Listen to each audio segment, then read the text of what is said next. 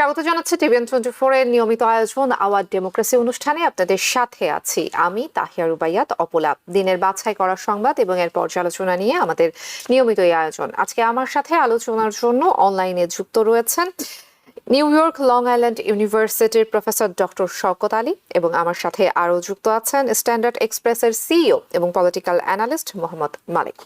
দুজন অতিথিকেই স্বাগত জানাচ্ছি আমাদের আজকের আয়োজনে। আমরা আলোচনা শুরু করব, তবে তার আগে আজকের দিনের যেই বাছাই করা সংবাদগুলো রয়েছে সেগুলো দর্শকদেরকে জানিয়ে আসতে চাই। শুরুতেই থাকছে ভারত পাকিস্তান প্রসঙ্গ। ভয়াবহ রূপ নিয়েছে ভারত পাকিস্তান দ্বন্দ্ব। গত 2 সপ্তাহে সীমান্তে বারবার পাল্টাপাল্টি হামলা, ড্রোন এবং ক্ষেপণাস্ত্র নিক্ষেপ, যুদ্ধ বিমান ধ্বংস ও বিদ্যুৎ বিচ্ছিন্ন করার মতো ঘটনা ঘটেই চলছে। পেহেলগাম ইস্যুতে ভারত অপারেশন সিঁদুর নামের একটি সামরিক অভিযান চালায়। পাকিস্তান নিয়ন্ত্রিত আজাদ কাশ্মীরের 9টি স্থানে এই অভিযান চালানো হয়। পাকিস্তান দাবি করেছে অভিযানে তাদের 5টি যুদ্ধ বিমান গুলি করে ভূপাতিত করা হয়েছে, যার মধ্যে একটি ছিল ফ্রান্সের তৈরি রাফাল। পাকিস্তানের সামরিক বাহিনীর মুখপাত্র জানিয়েছেন ভারতের চালানো 29টি ইসরায়েলি ড্রোন ধ্বংস করা হয়েছে, যার মধ্যে একটি লাহোরে সামরিক স্থাপনায় আঘাত আনে। এই ঘটনায় 4 জন সেনা সদস্য আহত হন। ভারতের পক্ষ থেকে পাল্টা হামলায় পাকিস্তানের রাডার এবং আকাশ প্রতিরক্ষা ব্যবস্থা ধ্বংস করার দাবি করা হয়েছে। জম্মু অঞ্চলে বিস্ফোরণের ঘটনায় আতঙ্ক ছড়িয়ে পড়ে এবং বিদ্যুৎ বিচ্ছিন্ন হয়ে পড়েছে বহু এলাকা। ভারতের প্রতিরক্ষা মন্ত্রণালয়ের দাবি পাকিস্তান থেকে ছোড়া 8টি ক্ষেপণাস্ত্র আকাশেই ধ্বংস করা হয়েছে। এই সংঘাতে ভারত এবং পাকিস্তানের মোট 48 জনের মৃত্যু হয়েছে এবং শতাধিক আহতের ঘটনা ঘটেছে বলে উভয় পক্ষই দাবি করেছে। সীমান্তবর্তী অঞ্চলের বাসিন্দাদের নিরাপদ স্থানে সরিয়ে নেওয়া হচ্ছে। উভয় দেশের রাজধানীতে সাময়িকভাবে বিমানবন্দর কার্যক্রম বন্ধ রাখা হয়েছে। পাকিস্তানে জরুরি স্বাস্থ্যসেবা চালু এবং চিকিৎসা কর্মীদের ছুটি বাতিল করা হয়েছে। ভারতে সর্বদলীয় বৈঠকে বিরোধী দলগুলো সরকারের পাশে থাকার অঙ্গীকার জানিয়েছেন। ভারতের পররাষ্ট্রমন্ত্রী বলছেন ভারত সংঘাত চায় না, তবে হামলা হলে কঠিন জবাব দেওয়া হবে। অন্যদিকে পাকিস্তান আন্তর্জাতিক সম্প্রদায়কে এই সংঘাত নিরসনে ভূমিকা রাখার জন্য আহ্বান জানিয়েছেন। বিশ্ব নেতারা ভারত এবং পাকিস্তানকে সংযত থাকার আহ্বান জানিয়েছেন। এরই মধ্যে আমেরিকার প্রেসিডেন্ট এবং চায়না শান্তিপূর্ণ সমাধানের উপর জোর দিয়েছেন। ইরান, সৌদি আরব সহ বিভিন্ন দেশের কূটনীতিকরা নয়াদিল্লি সফর করে উত্তেজনা প্রশমনের উদ্যোগ নেওয়ারও আহ্বান জানিয়েছেন। তবে সাধারণভাবে সংঘাত বন্ধের আহ্বান জানালেও প্রশ্ন উঠেছে আমেরিকার ভূমিকা নিয়ে। আজকের দিনের আরো একটি গুরুত্বপূর্ণ সংবাদ, ফেডারেল রিজার্ভ সতর্ক করেছে যে প্রেসিডেন্ট ডোনাল্ড ট্রাম্পের শুল্ক নীতির কারণে এতটাই অনিশ্চয়তা তৈরি হয়েছে যে সুদের হারের বিষয়ে তারা কি করবে সেই সিদ্ধান্ত নেওয়া কঠিন হয়ে পড়েছে। বুধবার ফেড ঘোষণা করে যে তারা বর্তমানে সুদের হার অপরিবর্তিত রাখবে, যদিও প্রেসিডেন্ট ট্রাম্প ক্রমাগতভাবে ঋণের খরচ কমানোর জন্য চাপ দিচ্ছেন। তবে ফেড চেয়ারম্যান জেরম পাওয়েল বলেন ট্রাম্পের শুল্ক নীতির অর্থনৈতিক প্রভাব এতটাই জটিল যে এখনই পরিষ্কারভাবে বলা যাচ্ছে না পরবর্তী পদক্ষেপ কি হওয়া উচিত। কিন্তু ট্রাম্পের শুল্ক নীতি এমন একটি পরিস্থিতি তৈরি করেছে যেখানে একই সঙ্গে মুদ্রাস্ফীতির আশঙ্কা এবং অর্থনৈতিক মন্দার ঝুঁকি রয়েছে, যা ফেডের সিদ্ধান্ত গ্রহণকে আরো জটিল করে তুলেছে। প্রেসিডেন্ট ট্রাম্প অবশ্য ফেড চেয়ারের বেশ কড়াভাবে সমালোচনা করেছেন, কিন্তু তারপরেও ফেড আসলে রাজনৈতিক প্রভাব মুক্ত থাকতে চায়, এইরকমই বার্তা কিন্তু আমরা পাচ্ছি। প্রেসিডেন্ট ডোনাল্ড ট্রাম্প এবং ব্রিটিশ প্রধানমন্ত্রী কির স্টারমার আমেরিকা এবং যুক্তরাজ্যের মধ্যে একটি ঐতিহাসিক বাণিজ্য চুক্তির খসড়া ঘোষণা করেছে। এটিও আজকের দিনের আরেকটি আলোচিত সংবাদ। চুক্তির আওতায় যুক্তরাজ্য আমেরিকান কৃষি পণ্য, বিশেষ করে গরুর মাংস এবং ইথানল রপ্তানির জন্য বাজার খুলে দেবে। এছাড়া যুক্তরাজ্য থেকে আমদানিকৃত প্রথম 100,000 গাড়ির উপর 10% শুল্ক আরোপ করা হবে এবং বাণিজ্যিক নিরাপত্তা সংক্রান্ত প্রতিশ্রুতিগুলো থাকছে। এই চুক্তি আমেরিকান কৃষক, শিল্প এবং বিমান খাতে বাজারের নতুন সুযোগ সৃষ্টি করবে এবং দুই দেশের বাণিজ্যিক সম্পর্ক আরো শক্তিশালী করবে। আমরা আশাবাদী যে বৈশ্বিক বাণিজ্যেও এটি একটি প্রভাব ফেলবে।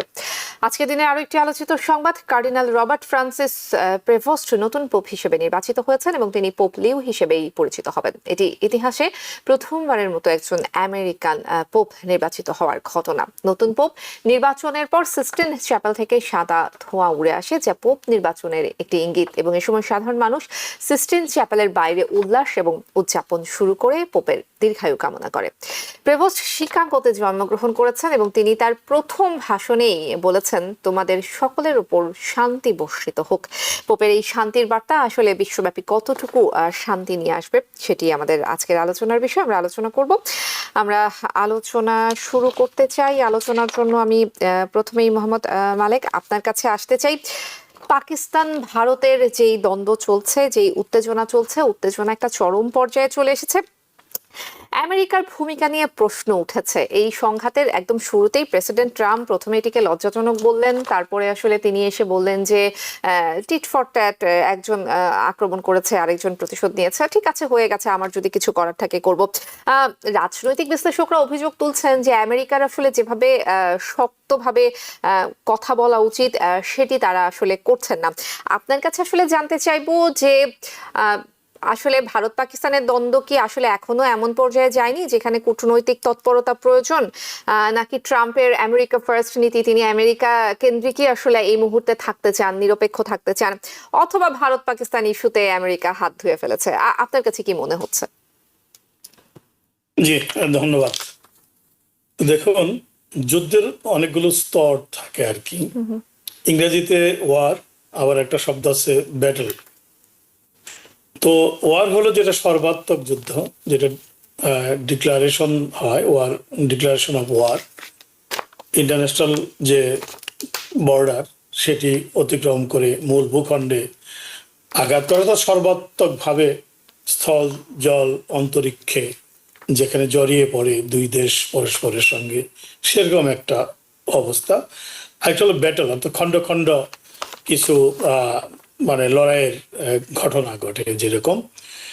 তো আমরা ভারত আর পাকিস্তানের যে যুদ্ধটি এখন চলছে সেটাকে আমরা সর্বাত্মক যুদ্ধ এখনো বলতে পারি না, এটা এখনো ব্যাটলের পর্যায়ে আছে বলা চলে। তো যেটা সামান্য একটি ঘটনা, যেটি 22শে এপ্রিল ঘটেছিল, যে ভারত নিয়ন্ত্রিত কাশ্মীরে যে সন্ত্রাসী আক্রমণে, জঙ্গি আক্রমণ, যেটা ভারতের ভাষায় 26 জনকে হত্যা করা হয়, তারই প্রতিশোধ হিসাবে 6 তারিখে মিসাইল এবং ড্রোন আক্রমণ করে ভারত, যেটা আজাদ কাশ্মীরের উপরে। তো ভারত তখনও যেটি বলেছিল, এটি একেবারে টার্গেটেড একটা আক্রমণ, পরিকল্পিত, এবং শুধুমাত্র জঙ্গি আস্তানার উপরে, এটি কোনো মিলিটারি স্থাপনার উপরে কোনো আক্রমণ নয়, বা আমরা মূল ভূখণ্ড ইন্টারন্যাশনাল বর্ডারও ক্রস করেনি।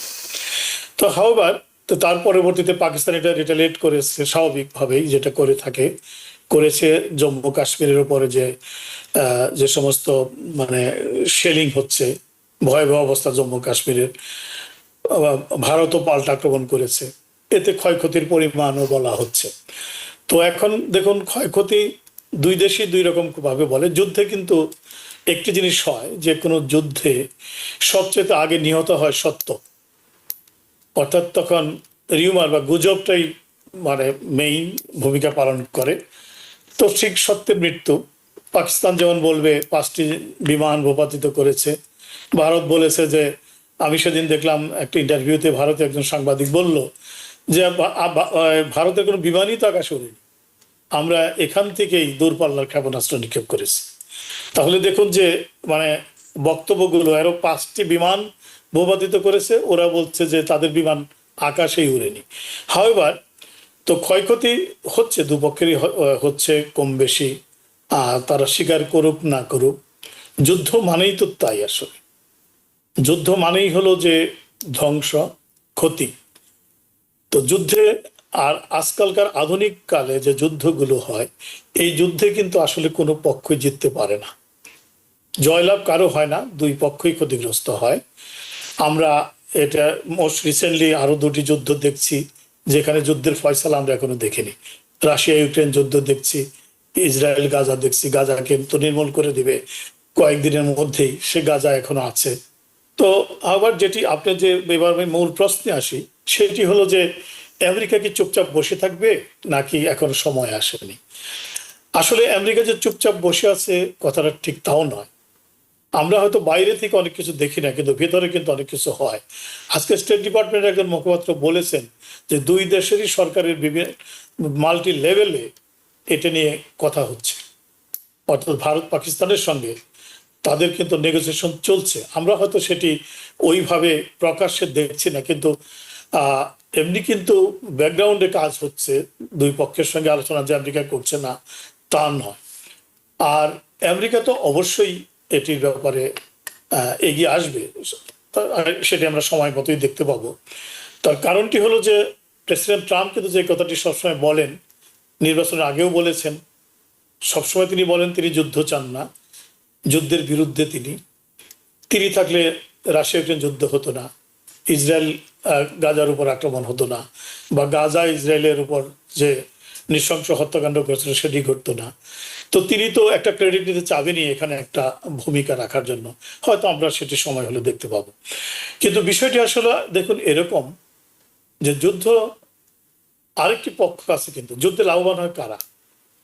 যুদ্ধে লাভবান হয় যারা অস্ত্র বিক্রি করে তারা। তো যারা অস্ত্র বিক্রি করে তারা তো বৃহৎ শক্তির, আপনার আমেরিকা, ফ্রান্স, রাশিয়া, তারাই, চীন, তারাই তো অস্ত্র বিক্রি করে। এই সমস্ত বড় শক্তিগুলো মানে তাদের যেটা ইনকামের একটা বড় অংশ কিন্তু অস্ত্র বিক্রি থেকে আসে।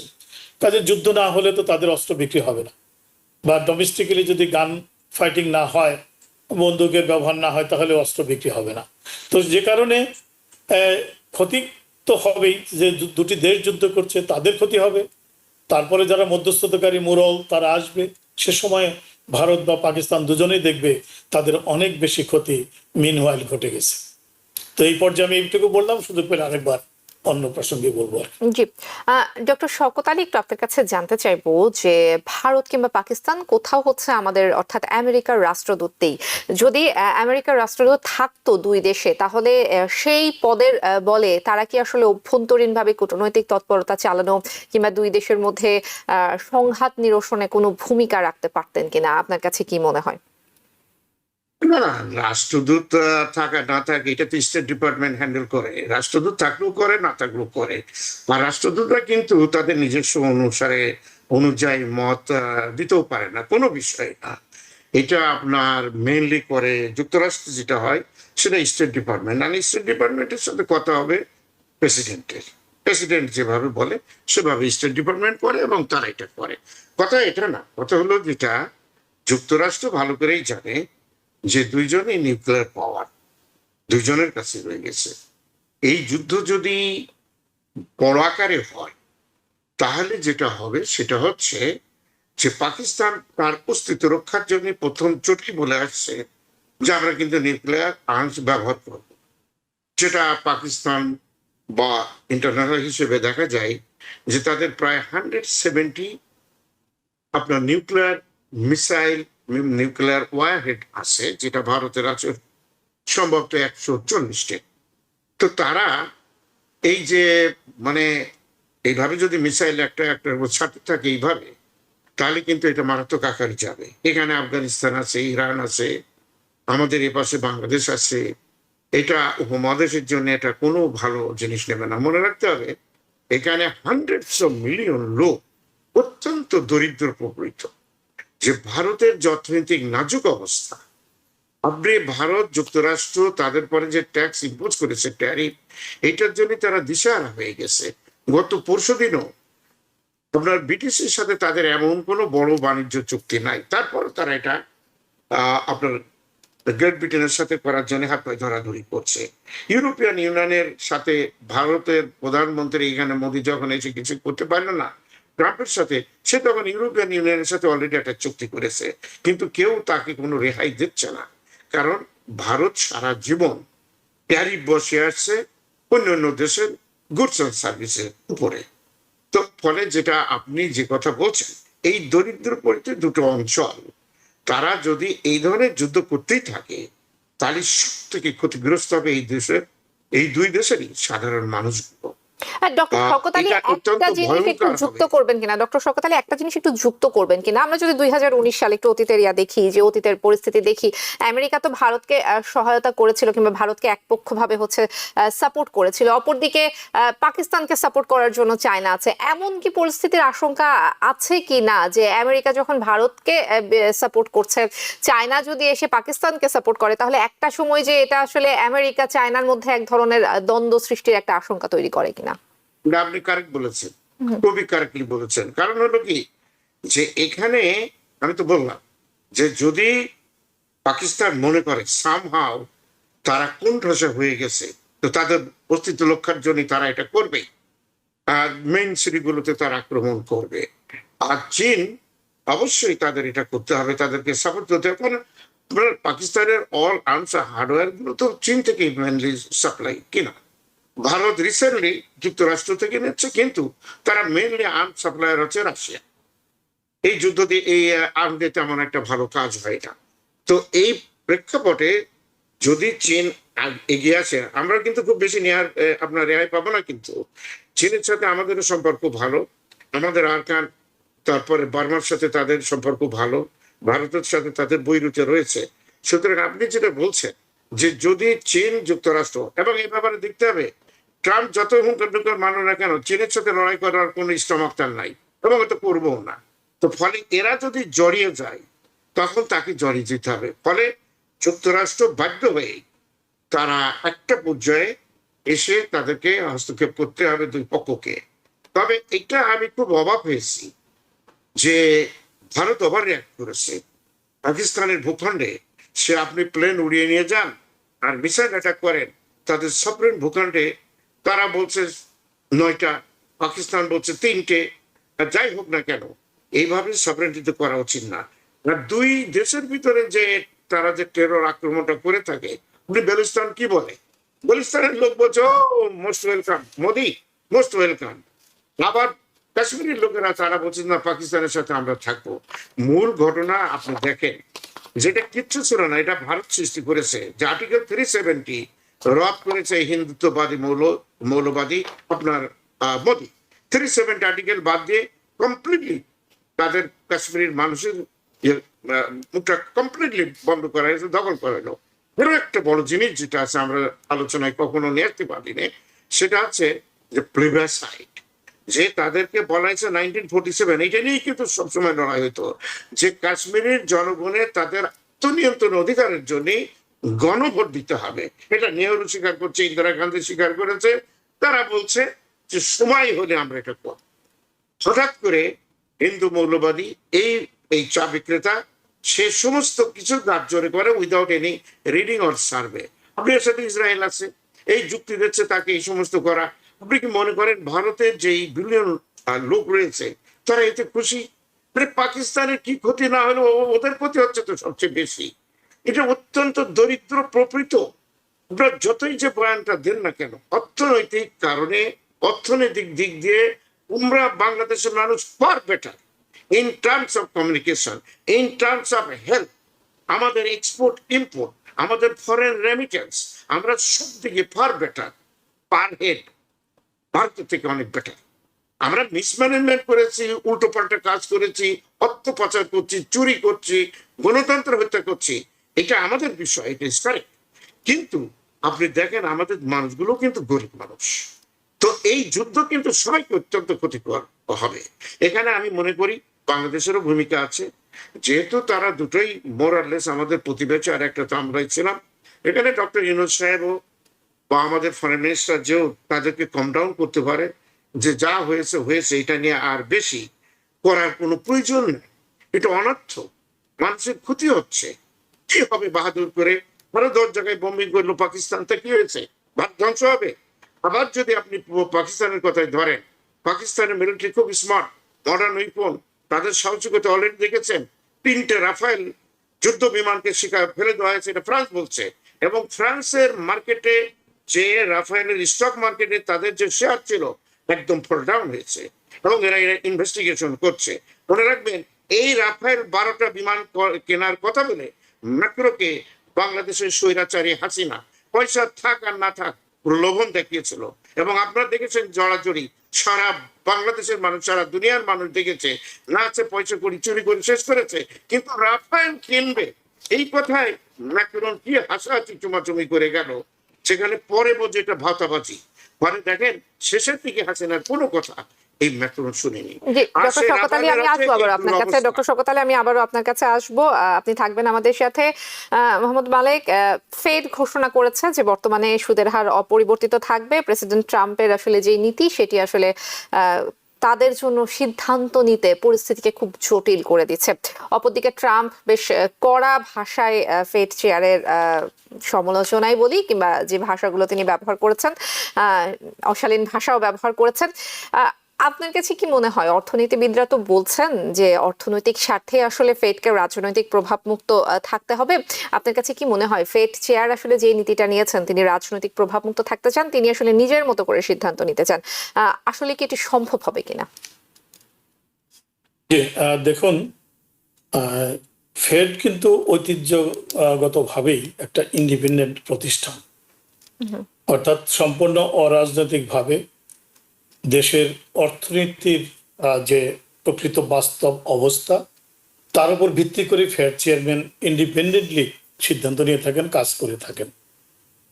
তো এবারও আমরা কি দেখতে পেয়েছি যে আমরা যদি ট্রাম্পের নির্বাচনকারী সময়ের প্রচার অভিযানগুলো দেখি, সেখানে তিনি কি বলেছিলেন, তিনি ইন্টারেস্ট রেট কমাবেন তিনি যখন প্রেসিডেন্ট হবেন, এবং সেই নির্বাচন অঙ্গীকার বাস্তবায়নের জন্যই শুরু থেকেই কিন্তু ফেড চেয়ারম্যানকে তিনি চাপ দিয়ে আসছেন যেন রেট কমানো হয়। কিন্তু ফেড চেয়ারম্যান কিন্তু মানে বেশ কয়েক দফায় প্রেসিডেন্টের সে প্রেশারকে অস্বীকার করে তিনি তার সিদ্ধান্তে অটল থেকেছেন। তিনি গতকালকেও যে কথাটি খুব সুস্পষ্টভাবে বলেছেন যে এই ট্যারিফের কারণে, যে ট্যারিফ পলিসি আমেরিকা এখন নিচ্ছে, সেই ট্যারিফ পলিসির কারণে এই আমেরিকার অর্থনীতিতে সাংঘাতিকভাবে একটা অনিশ্চিত অবস্থার সৃষ্টি হয়েছে। অর্থাৎ কেউ জানে না যে অর্থনীতি কোন দিকে যাবে। তো এরকম একটি অবস্থায় রেট কমানোটা কোনো মতেই সমীচীন হবে না। তিনি খুব সুস্পষ্টভাবে তিনটি জিনিস উল্লেখ করেছেন, ভেরি মানে ক্লিয়ারলি বলেছেন যে যদি ট্যারিফ যে পলিসি যেটা আছে সেটা যদি থাকে, এরকমই থাকে, তাহলে তিনটি ঘটনা ঘটবে। একটা হবে মূল্যস্ফীতি বাড়বে, অর্থাৎ দ্রব্যমূল্য বাড়বে। নাম্বার 2 হলো গ্রোথ কমে যাবে, স্লো ডাউন হবে। নাম্বার 3 হলো আনএমপ্লয়মেন্ট বৃদ্ধি পাবে, অর্থাৎ লোকজন বেকার হয়ে যাবে। এরকম একটি অবস্থার মধ্যে কোনোভাবেই রেট কমানো যাবে না। অর্থাৎ আমরা জানি যে রেটটা হলো একটা tools to check the inflation. এটা ডক্টর শওকত আলী, ইকোনমিক্সের প্রফেসর, উনি আরো ভালো করে বলতে পারবেন আমার চেতে, যে সাধারণত দ্রব্যমূল্য বা ইনফ্লেশনকে চেক করার জন্য যেটা করা হয়, ইন্টারেস্ট রেট বাড়িয়ে দেওয়া হয়, যেটা আপনার আমেরিকা যেটা ঘটেছিল। এখন যেখানে আবার নতুন করে দ্রব্যমূল্য বৃদ্ধির আশঙ্কা দেখা দিয়েছে ট্রেড পলিসির কারণে, এরকম একটি অবস্থায় যদি উল্টো পথে হাঁটে ফেড, তাহলে কিন্তু আমেরিকার অর্থনীতিতে সেটা ভয়াবহ পরিণতি নিয়ে আসবে। তো ফেড চেয়ারম্যান খুব যথার্থ বলেছেন, এবং আমার মনে হয় আপনি যে প্রশ্নটি করেছেন সেটা যদি একেবারে এক কথায় জবাব দেই, আমার মনে হয় না ফেড চেয়ারম্যান রাজনৈতিক হস্তক্ষেপে বা প্রেসিডেন্টের চাপে তার সিদ্ধান্ত থেকে সরে এসে প্রেসিডেন্টের ইচ্ছা মতো সিদ্ধান্ত গ্রহণ করবেন। জি, আমরা আশাবাদী। ডক্টর শওকত আলী, আপনার মন্তব্য শুনবো, সেই সাথে একটু যুক্ত করবেন আজকে আমেরিকা এবং যুক্তরাজ্যের মধ্যে যে বাণিজ্য চুক্তিটি হলো, সেটি আমেরিকার অর্থনীতি এবং বৈশ্বিক অর্থনীতিতে আসলে কি ধরনের ইতিবাচক প্রভাব ফেলবে? না, প্রথম কথা, ফেডারেল রিজার্ভের যে বর্তমান চেয়ারম্যান অত্যন্ত প্রাগমেটিক, তিনি রিপাবলিকান এবং অ্যাপয়েন্টেড বাই আপনার ট্রাম্প ফার্স্ট টাইম। কিন্তু যখন আপনি দেখেন যে ট্রাম্প চলে যাবে কয়েকদিন পরে, এর আগে কিন্তু গ্রিনস্প্যান ছিলেন 22 বছর, উনিও রিপাবলিকান অ্যাপয়েন্টেড ছিলেন। এখানে ফেডারেল রিজার্ভ উনি কি বলেছেন, তার লেখা নিউ ইয়র্ক টাইমস আজকেও আমি দেখছি, তার বক্তব্য দেখেন, উনি কমপ্লিটলি হোপলেস। উনি বলেছেন আমি খুব অসহায়, I don't know which should I do, what should I do, is a left way I go or right way I. এখানে বিষয়টা আমরা যতই ফেডারেল রিজার্ভের কথা বলি, এদের হাতে একটা টুলস আছে, এটাকে মানি সাপ্লাই সংকোচন করা, আর একটা হচ্ছে বাড়ি দেওয়া। এটা করে রেট অফ ইন্টারেস্টের মাধ্যমে। এখন আপনি দেখেন, আমি একটা সংক্ষিপ্ত একটা ছোট্ট এক্সাম্পল দিই। মনে করেন মার্কেটে 10টা পেন্সিল আছে, এই 10টা পেন্সিল আছে, আপনি বললেন যে এই 10টা পেন্সিল শেষ হয়ে যাওয়ার পর কিন্তু আমি আর কোনো পেন্সিল নিয়ে আসবো না, 10টার দাম 10 টাকা। আর যদি তোমরা নিয়েছো তো এই 10টার দাম 20 টাকা হবে। তো আপনি মনে করেন এটা নিয়ে আসলেন, যখন আপনি নিয়ে আসলেন না, এই সুযোগে কিন্তু এই উইথিন দি কান্ট্রি এই 10টা পেন্সিলের দাম আপনি যদি প্রোডাকশন আর নতুন না করেন, মার্কেটে না নিতে দিতে পারেন, সাপ্লাই আপনার না থাকে, তাহলে এই অটোমেটিক 10টার জন্য যে 10 টাকা, এই 10 টাকা আর থাকবে না কিন্তু। কারণ অন্য অন্য কাস্টমার যারা, তারা জাম্প করবে মার্কেটে। আপনি 10টা পেন্সিলের দাম 10 টাকা ছিল, এটা এখন 20 টাকা হয়ে যাবে। তার মানে কি, আমি একটা সিম্পল উদাহরণ দিলাম, প্রাইস লেভেল কিন্তু একটা জিনিসের দাম দিয়ে কিন্তু ইনফ্লেশন হয় না। তো এইটার জন্য যদি আস্তে আস্তে সব প্রোডাক্ট আপনার দেশে ডোমেস্টিক্যালি আপনি প্রোডাক্ট না করতে পারেন, ইটস টোটালি ইম্পসিবল। উনি যা করেছেন, যুক্তরাষ্ট্রের এত বড় ক্ষতি কেউ করেনি। জিনিসকে এই দেশে ক্যাপিটালিজম মোড অফ প্রোডাকশনে, যেটা অ্যাকাউন্টিং তারা বলে ভালোই জানবে, যে 5টা বছর লাগে মিনিমাম প্রোডাকশনে যেতে। উনি কিভাবে ডোমেস্টিক্যালি 5টা পেন্সিল 10টা পেন্সিল তৈরি করবেন? ই ক্যানট ডু ইট। তাহলে প্রাইসটা বাড়বে, যদি পারে আপনি ইনফ্লেশন এসে গেল, তখন আপনি কি করবেন? আপনি না পাচ্ছেন, বাইরে থেকে নিয়ে আসলে, যদি নিয়েছেন ওটা কিন্তু ডবল প্রাইস দিতে হবে, সেখানেও ইনফ্লেশন। আবার যদি না পান, ডোমেস্টিক ডিমান্ডে চান, তাহলেও আপনার যেহেতু সাপ্লাই নাই, আপনাকে দিতে হবে। তারপর এটা ফুরিয়ে গেলে আপনি কি করবেন? সুতরাং এই যে পরিস্থিতি, এই কারণে ইকোনমিস্টরা, আপনার এদেশে কিন্তু 12টা ফেডারেল রিজার্ভ আছে, এই নিয়ত একটা আছে, আমি বহুবার গিয়েছি। তো ফেডারেল রিজার্ভে এই 12টা ব্যাংকে কিন্তু শত ইকোনমিস্ট কাজ করে, এবং এটা রিসার্চ আছে, পলিসি আছে, সার্ভে আছে। এইটা সমস্ত জিনিসগুলো যায় ফেডারেল রিজার্ভের chief economist, which is doctor Jerome Powell. উনি ডিসিশন নেন, এবং উনি এখন হাল ছেড়ে দিয়েছেন। তার কারণ কি, আমি আগেই বলেছি, একটা হচ্ছে ইনফ্লেশন, আর একটা হচ্ছে ওই যে বললাম বেশি তৈরি হচ্ছে না, তখন প্রোডাকশন ল্যাগ বলে, প্রোডাকশন স্ট্যাগন্যান্ট বলে। তাহলে একদিকে প্রোডাকশন স্ট্যাগন্যান্ট হলো, আর একদিকে দাম বেড়ে গেল। এটাকে ইকোনমিস্টরা বলেন স্ট্যাগফ্লেশন। এটা লোক 90% লোক এটা জানে না, আমরা একাডেমিক লোক বলে আমরা এগুলো পড়াই জানি। এটাকে বলি স্ট্যাগফ্লেশন, অর্থাৎ স্ট্যাগন্যান্ট অ্যান্ড ইনফ্লেশন। এখন যখন এটা হয়, তখন কিন্তু ফেডারেল রিজার্ভ আর কিছু করতে পারে। এই জন্য বেচারা অসহায় যে অবস্থা দেখেছেন, ওই বলছে যে আমি যা আছে তাই এটা রেখে দিতে চাই। ও দরকার হয় পদত্যাগ করবে, কিন্তু তাতে সে পলিসি চেঞ্জ করবে। নিজের ইকোনমিক্স কত চাকরি ভালো পাবে, কত লুজ। আর এখানে থেকে ফেডারেল রিজার্ভে কয় টাকা বেতন পায়, আর এখানে ওখান থেকে চলে গেলে ওটা 4 গুণ বেতন বেশি পাবে। সো ও ট্রাম্পের ভয় করেন, এটা তার বাংলাদেশ না, এইসব চলে না এই দেশে। দ্বিতীয় কথা যেটা বলেছেন, ভাই যুক্তরাষ্ট্রের সাথে যুক্তরাজ্য আমাদের যেটা বিয়ে হলো, কি হয়েছে? ওই এরা বিফ কিনবে, কিছু যুক্তরাষ্ট্র থেকে কিছু বিফ কিনবে, আর ইথানল গ্যাস ফ্যাস এগুলো কিনবে। 100,000 আপনার গাড়ি নিয়ে আসবে, কিন্তু 10% ট্যারিফ কিন্তু সবাইকে দিতে হবে, নো ম্যাটার হোয়াট। ও কত % রিডাকশন করে জানি না। এবং আপনি নিউজই বলেছেন 100,000, তার মানে কি জানেন? এটা কি বলে কোটা। এটাও সে জানে না যে 100,000 এর পরে যদি ডিমান্ড থাকে কি হবে, দাম কিন্তু বেড়ে যাবে। ওই যে পেন্সিলের উদাহরণ দিয়েছি, 100,000 যদি শেষ হয়ে যায়, হোয়াট ইউ উইল মোর, হয় তাকে ট্যারিফ, ওই যে খবরটা মেরে দিয়েছে, ওই ট্যারিফ দিতে হবে প্লাস 10%, অথবা 100,000 আসার পরে আপনি কমপ্লিটলি বন্ধ করে দেবেন। এটাকে বলে কোটা। তার মানে এই লোকটা কেন এটা করছে? যুক্তরাষ্ট্রের মানুষকে 12টা বাঁচিয়ে সব দিক দিয়ে। আপনার ইন্টারন্যাশনাল পলিটিক্সে বলেন, ফরেন পলিসি দেখেন, এখন তার চুক্তি হয়েছে ইউক্রেনের সাথে, ও বলছে আমি ওর মধ্যে নাই। ওই $500 বিলিয়ন চুক্তি হয়েছে, খনিটা ভাঙবে। আপনার 22 বছরের চুক্তি করেছিল কিন্তু আফগানের পাহাড় ভাঙার জন্য। আফগান তো একদম গোল্ডের পরে রয়ে গেছে, খনিজ সম্পদের উপরে রয়েছে আফগান। তো ওনার কাজে হচ্ছে হুইমেজিক্যাল। এটা পড়তে হবে রিজার্ভ, সব থেকে বেশি পড়তে হচ্ছে president Obama. Fine minded person এগুলো। আর যুক্তরাষ্ট্র এই পাগলামি যদি করতে থাকে, তাহলে এই পাগলামির ফেসারে কিন্তু সারা দুনিয়াতে দিতে হয়। ফলে যেটা হবে, আমি এই কতগুলো ক্ষেত্রে তার একটু ক্রেডিট দিই, যে তার যুদ্ধ করার মতো স্টমাক নাই, এবং দুই দেশ যুদ্ধ বেঁধে গেলি, হয়তো ইসরায়েল চাচ্ছে সেটা, যুদ্ধ বেঁধে গেলেই ওটা ঠেকানোর পথ ওদের সামনে খোলা থাকেন, এবং অত্যন্ত মারাত্মক দুরবস্থায় পড়বে, এবং চাইনিজ ইনফ্লুয়েন্স বাড়বে, not only south east Asia, all over the world. China আপনি জানেন রিসেন্টলি তারা একটার পর একটা কান্ট্রি বাই কান্ট্রি আপনার হচ্ছে ট্রেড রিলেশনশিপ স্টাবলিশ করছে। আফ্রিকা, আপনার ল্যাটিন আমেরিকার প্রত্যেকটা দেশের সাথে তারা অলরেডি চুক্তি করেছে, তারা এখানে এক্সপোর্ট করবে, ইম্পোর্ট করবে। আমরা ব্রাজিলের সাথে তো অনেক আগে থেকেই তাদের রয়ে গেছে, আর্জেন্টিনা বলেন, বলিভিয়া বলেন, প্রত্যেকটা দেশের সাথে। সুতরাং দে প্রিপেয়ার। তারপরও চায়না বলছে যে আমরা লেটস টক, এটা বলেছে তারা। কিন্তু আপনি দেখেন আপনার আপনার কানাডিয়ান যে প্রাইম মিনিস্টার, নামটা ভুলে গেলাম, এটা হচ্ছে এই ভদ্রলোক যে আছে পরশুদিন, কি বলছে? উনি বলছেন না, তুমি প্রথম কথা জবাব দেবা যে why you declare the Canada is the 51st state of United States। আর দুইজন রীতিমতো গোলমাল হয়ে গেছে। সেখানে বলছে না, ট্যারিফের ব্যাপারে পরে আলাপ হবে, ট্যারিফের তুমি সরাও, তুমি সরাইলে আগের মতো ফিরে যাও, আমরা সেখানে আছি। কোনো আলোচনাই হয়নি।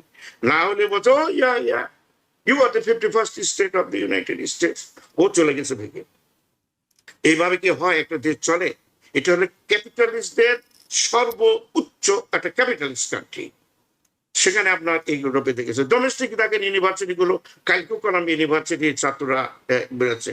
প্রত্যেকটা ইউনিভার্সিটির যে research fund, health research fund, scientific fund, এই দেখেন আজকে কি অবস্থা দাঁড়িয়েছে। হেমা যেটা ঘূর্ণিঝড়, বাতাস, স্যান্ডি, ক্যাথরিন যখনই হয় একটা গ্রুপ লোক দৌড়িয়ে আসে, এটাকে ফেমা কমপ্লিটলি। তার ডাইরেক্টর আজকে বলেছে তুই গেট আউট। আবার যারা রিসার্চ করে, এখানেও ফাইন মাইন্ডের লোক আছে, ওশানোগ্রাফি, ওয়েদার রিলেটেড, প্রত্যেকটা চাকরিকে বন্ধ করা হয়েছে। ভাই, হঠাৎ করে যদি 3 মাস পরে 2 মাস পরে হয়, তো এই লোকগুলো যদি ফোরকাস্টিং ঠিক মতো না করে, আপনি তো দুরবস্থার মধ্যে পড়ে যাচ্ছেন। অল এনভায়রনমেন্টাল, যে আপনি যদি অফিসে নিউ ইয়র্কে যান, ওদিকে দেখবেন কি সুন্দর আপনার যে এনার্জিটা আসছে বাতাস থেকে। ও বলছে যে না, এটা পাখি মারা যাচ্ছে। আমি বুঝছি না। এই একটা কথা আছে আমাদের বাংলাদেশে, গরুর গোয়ালা গোয়ালা যে দুধ বিক্রি করে, তার যখন কপাল পুড়ে যায়, তখন সে যে দুধ দেয় সেই গরুটার মুখে লাথি মারে, আমার আম্মা বলতে। তা আমি যুক্তরাষ্ট্রের এই অবস্থা দেখে আমি বুঝি না যে একটা রাষ্ট্র যে কিভাবে আপনার এইগুলো আপনি করেন কি করে, একটা রাষ্ট্র এইভাবে ধ্বংস হয় কিভাবে, তাই না? আর যুক্তরাষ্ট্র যদি ধ্বংস হয়, তার আমার বোধহয় একটু ব্যাটারি ডাউন হচ্ছে, ঠিক আছে আমি এটা ঠিক করে নিচ্ছি। যদি যুক্তরাষ্ট্র ধ্বংসের পথে যায়, আমাদের কি হবে? ওপেন মার্কেট ইকোনমি যেটা তৈরি করা হয়েছে যুক্তরাষ্ট্র, ওয়ার্ল্ড ট্রেড অর্গানাইজেশন তারাই তৈরি করেছে, ওয়ার্ল্ড ট্রেড কোর্ট তারাই করেছে, তারাই শত শত দেশের বিরুদ্ধে মামলা করেছে, ইনক্লুডিং 135 মামলা জিতে গেছে যুক্তরাষ্ট্র এগেইনস্ট ইন্ডিয়া। এই জিনিসগুলো, প্রতিষ্ঠানগুলোকে ধ্বংস করা হয়েছে। দেখেন ইউএসএআইডি যেটা হলো, আপনি দেখেছেন যে সারা দুনিয়ায় কি অবস্থা। ইউএসএআইডি থেকে তাদেরকে সরিয়ে নিয়ে আসা হয়েছে, অন্য কোনো স্টেট তাদেরকে যুক্তি দিচ্ছে, বা কেউ যুক্তরাষ্ট্রকে চায় তারা ধ্বংস ফাইন্যান্সিয়ালি। জি, শওকত আলী, অসংখ্য ধন্যবাদ। ডক্টর শওকত আলী, আমি আবারও আসবো আপনার কাছে। অসংখ্য ধন্যবাদ। আমি একটু মোহাম্মদ মালেক আপনার কাছে যেতে চাই। পোপ লিও হিসেবে ইতিহাসে প্রথম একজন আমেরিকান পোপ নির্বাচিত হয়েই তিনি শান্তির বার্তা দিচ্ছেন। যদিও আসলে অনেক অনেক বছর আগে একজন পোপের বক্তব্য বিভিন্ন দেশের প্রধানদের উপরে কিংবা পলিসি মেকারদের উপরে যেভাবে প্রভাব ফেলতো, এখন সেই জায়গা থেকে আমরা অনেকটা সরে এসেছি। কিন্তু তারপরেও রোমান ক্যাথলিকের মানে চার্চের সর্বোচ্চ ধর্মীয় নেতা, তিনি শান্তির বার্তা দিচ্ছেন। এই বার্তা আসলে কতটুকু প্রতিষ্ঠিত করা সম্ভব হবে বলে আপনি আশাবাদী? সেই সাথে ইতিহাসে প্রথম একজন আমেরিকানকে আমরা পোপ হিসেবে পেলাম, আপনার পর্যালোচনা শুনি।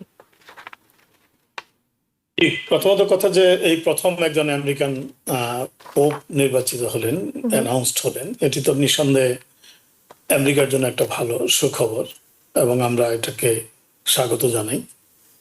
আর নাম্বার 2 হলো, আপনি যেটি বললেন যে এই যে সর্বোচ্চ ধর্মীয় নেতা বা গুরু পোপ রোমান ক্যাথলিকদের, তো এটা অ্যাকচুয়ালি এটা একটি প্রতিষ্ঠান যেটা সিম্বলিক ভাবে আপনি দেখতে পারেন।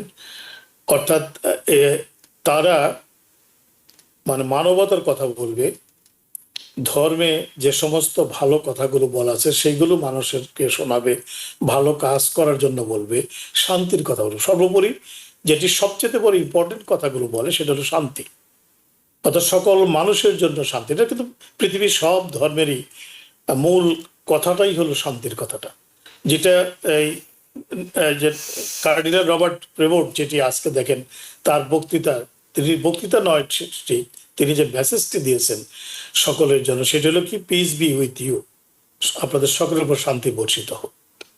এখন ওই যে আমি বললাম এটা তো সিম্বলিক, পোপ প্রতিষ্ঠানটি একটা সিম্বলিক। এখন কেউ কি আসলে এই প্রতিষ্ঠানটির এই যে নীতিবাক্য এগুলো কি মেনে চলে? দেশগুলো রাজনীতি কি এগুলো মেনে চলে? তা চল না। তাই যদি চলতো তাহলে এই যে সাম্প্রতিক বিশ্বে এতগুলো যুদ্ধ কেন? আপনি দেখুন যে যুদ্ধ এবং শান্তি দুটো কি পরস্পর বিপরীত, একটা দক্ষিণ মেরু উত্তর মেরু, তাই না? আপনি যদি শান্তিই চাবেন তাহলে যুদ্ধে জড়িয়ে পড়বেন কেন? তো আপনি রাশিয়া ইউক্রেন যুদ্ধ চলছে বছর পর বছর ধরে, কেউ যুদ্ধ থামাচ্ছে না। আপনি ইসরায়েল গাজা তো এই সাম্প্রতিক সময় যেটি ঘটলো গত 2 বছর 2.5 বছর ধরে যুদ্ধ চলছে। আরেকটি যুদ্ধ দেখেন এরকম একটা অবস্থা, অর্থাৎ বিশ্বটি বর্তমান বিশ্বটি আপনি চিন্তা করে দেখেন যে বিশ্বের যে দুরবস্থাগুলো ভাবেন আপনি, যে কোভিডের পর থেকে, অর্থাৎ কোভিড মহামারীতে 19 সালের কোভিড মহামারীতে সারা বিশ্ব একটা বিপর্যয়ের মধ্যে পড়েছে, মানবিক বিপর্যয়, অর্থনৈতিক বিপর্যয়, স্বাস্থ্যগত বিপর্যয়, বিভিন্ন একটা বিপর্যয়ের মধ্যে পুরো বিশ্ব পড়েছে। এই মহামারীোত্তর পৃথিবীর পুনর্গঠনের আগেই রাশিয়া ইউক্রেন যুদ্ধ শুরু হয়ে গেল, তারপরে আবার ইসরায়েল গাজা যেটা হলো, এবং এখন আমরা দেখছি পাকিস্তান এবং ভারতের মধ্যে। তাহলে সারা বিশ্বে কিন্তু একটা যুদ্ধাবস্থা ছড়িয়ে পড়েছে, কিন্তু চলছে, বিদ্যমান। এরকম একটা বিশ্বে শান্তির কথা কি কেউ শোনে আসলে? তো পোপ তো তার কথা বলবেনই, তার যা কাজ তিনি সেটি করবেন, কিন্তু আমরা কি সেই কথাটি শুনছি? এখন সেটা শোনার দায়িত্ব কার? ব্যক্তিগত দেখেন দুটি পর্যায়ে আছে, একটি পর্যায়ে ব্যক্তিগত পর্যায়ে আমি আপনি আমাদের পার্সোনাল লেভেলে আমরা ব্যক্তিগতভাবে শান্তিপ্রিয় এবং অশান্তির কোনো কাজ করব না, এটি ব্যক্তি হিসাবে আমি এটি নিশ্চিত করতে পারি, আপনি করতে পারেন। কিন্তু একটা রাষ্ট্র যখন আরেকটা রাষ্ট্রের শান্তি বিঘ্নিত করে, রাষ্ট্র যখন আরেকটা রাষ্ট্রের বিরুদ্ধে মানে যুদ্ধ বিগ্রহে জড়িয়ে পড়ে এবং সারা বিশ্ব কোনো না কোনো একটা পক্ষ নিয়ে সেই যুদ্ধে অংশগ্রহণ করে পার্ট হয়ে যায়, তখন কি এই এই এই অশান্তি কে থামাবে? পোপের কথা কি কেউ শুনছে? শুনছে না। তো হ্যাঁ, তারপর আমি বলবো যে এটা একটি প্রতিষ্ঠান, ঐতিহ্য আছে এবং ধর্মীয়ভাবে, মানবিকভাবে, বিভিন্নভাবে এটির একটা আলাদা মর্যাদা আছে। এখন আমরা সেই পোপকে সর্বোচ্চ ধর্মীয় গুরু হিসেবে মানছি, কিন্তু তার কথা তো আমরা শুনছি না। যখন রাষ্ট্র পরিচালনা করছি তখন তো রাজনীতি এমন একটি পথে, রাষ্ট্র ব্যবস্থা বিভিন্ন রাষ্ট্রকে এমন একটা অবস্থায় নিয়ে যায় যে তখন শান্তির বাণী নীরবে কাঁদে।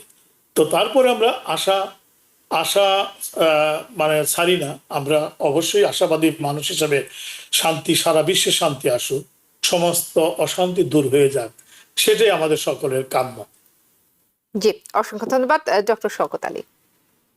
হ্যাঁ, এখানে পোপ, বর্তমান pope Leo, we must say congratulations, many thanks.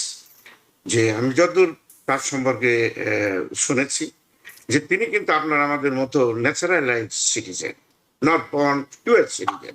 যদিও আমরা বলছি যে but he is an immigrant, এটা আমাদের একটা গর্বের বিষয় যে যুক্তরাষ্ট্রের যে পোপ আমরা করছি কিন্তু এই দেশে বর্ন না, ন্যাচারালাইজ সিটিজেন আমাদের মতোই। দ্বিতীয় কথা যে তিনি ভালো একজন ইমিগ্রেন্ট, এদেশেই তার কন্ট্রিবিউশন অনেক বেশি। আর তৃতীয় কথা হলো যে 1 বিলিয়ন ক্যাথলিক সারা দুনিয়াতে যারা আছে তাদের তিনি ধর্মীয় নেতা। বাংলাদেশের সাথে ভ্যাটিকানের খুব ভালো সুন্দর সম্পর্ক সবার সময় ছিল। ভ্যাটিকানটা হচ্ছে একটা সেপারেট ইন্ডিপেন্ডেন্ট এন্টিটি, তাদের অ্যাম্বাসেডার আছে, পতাকা আছে, ফ্ল্যাগ আছে, তারা তাদের মতো চলে, তারা ইটালি গভর্নমেন্টের কোনো রকম আপনার নির্দেশনায় চলে। এবং তারা যে কথা বলে, কিছুদিন আগের যে পোপ ছিল একদম তীব্রভাবে ইসরায়েলকে নিন্দা করেছে, এবং তাদেরকে প্যালেস্টাইনের খ্রিস্টান মুসলমান সবার অধিকারকে প্রতিষ্ঠা করার জন্য তিনি পূর্ণ রকম তার রক্তচক্ষু দেখেননি। সুন্দর কথা তিনি বলে গেছেন, এটাই তো ধর্মীয় নেতার কাজ। আবার আপনি দেখেন আফ্রিকান হাজার হাজার যে মুসলিম ইমিগ্রান্ট যেগুলো, তারা যখন ইটালিতে আসছে আপনি দেখেছেন যে তাদের পা নিজে হাতে ধুয়ে দিচ্ছেন এবং পরিষ্কার করে মুছে দিচ্ছেন। এটা একটা মানবিক একটা বড় আবেদন। সেখানে দেখেন সিরিয়ান মুসলমান মেয়েরা হিজাব পরে তার কাছে দারুণ কৃতজ্ঞতা প্রকাশ করছে, কারণ তাদেরকে বের করে দেওয়ার সমস্ত নিয়ম হয়েছিল, কিন্তু পোপ ওই সময়কার উনি এটাকে স্টপ করেছিলেন। এই কারণে দেখেন তার মৃত্যুতে কিন্তু বহু মুসলমান যোগ দিয়েছে, আর মুসলিম লিডার তো অবশ্যই সেখানে গেছে। আমরা আশা করব যে বর্তমান যে পোপ, এটা তার আগের যে নিয়ম নীতি, তাদের আগের যে আপনার পূর্বসূরি ছিল যারা, তাদেরকে তিনি ফলো করবেন এবং সারা বিশ্বে অন্তত শান্তির সপক্ষে তিনি কথা বলবেন, এটা আমরা আশা করতে পারি। জি নিশ্চয়ই, আমাদেরও প্রত্যাশা Congratulations যুদ্ধ again. নয়, আমরা শান্তি চাই। অসংখ্য ধন্যবাদ মোহাম্মদ মালেক, ডক্টর শওকত আলী, দুজনকে ধন্যবাদ আজকে আমাদেরকে সময় দিয়েছেন। Thank you, thanks. ধন্যবাদ জানাবো দর্শকদেরকেও। আওয়ার ডেমোক্রেসি অনুষ্ঠানে এই ছিল আজকের মতো। টিভিএন 24 নিউজ নেটওয়ার্কের সঙ্গেই থাকুন সবসময়। টিভিএন 24 টেলিভিশন দেখতে আজই কল করুন 7187776556। লগ ইন করুন www.totalcablebd.com। নিউ ইয়র্ক থেকে সম্প্রচারিত টিভিএন 24 টেলিভিশন বিশ্বজুড়ে বাঙালির কণ্ঠস্বর।